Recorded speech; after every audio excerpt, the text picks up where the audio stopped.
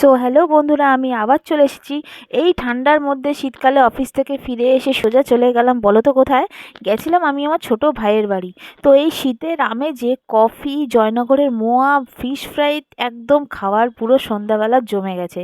তো এই আমেজে, শীতের আমেজে জয়নগরের মোয়াটা কিন্তু বেশ সবার ভালোই লাগে।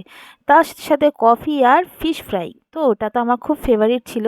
তো তোমরা সবাই কে কী করছো না করছো আমাকে জানাও। শরীর খারাপের জন্য আমি বেশিরভাগ সময় এখন আর আসতে পারছি না, তোমাদের সঙ্গে আড্ডা দিতে পারছি না। তো মোটামুটি কালকে যখন আমি বেরিয়েছিলাম, ভাবলাম তোমাদের সাথে শেয়ার করি আমি কী কী খাওয়া দাওয়া করেছি। তো ফিশ ফ্রাইটা খুব ভালো ছিল, আর শীতকালে জয়নগরের মোয়ার তো কোনো কথাই নেই। তো তোমরা সবাই কে কেমন আছো না আছো আমাকে অবশ্যই জানাও। আর এই শীতের ঠান্ডায় তোমরা কে কী করছো, কীভাবে কাটাচ্ছো আমাকে বলো। আমিও ভালো আছি, তোমরা সবাই ভালো থেকো, এটাই চাই। তো কি বলবো ভেবে পাচ্ছি না। আমি তো খেতেই ব্যস্ত। তো সবাই খাচ্ছে, সেক্ষেত্রে দাঁড়িয়ে আমিও তোমাদের সঙ্গে একটু ভিডিওটা শেয়ার করে নিলাম যে আমি কি করেছি।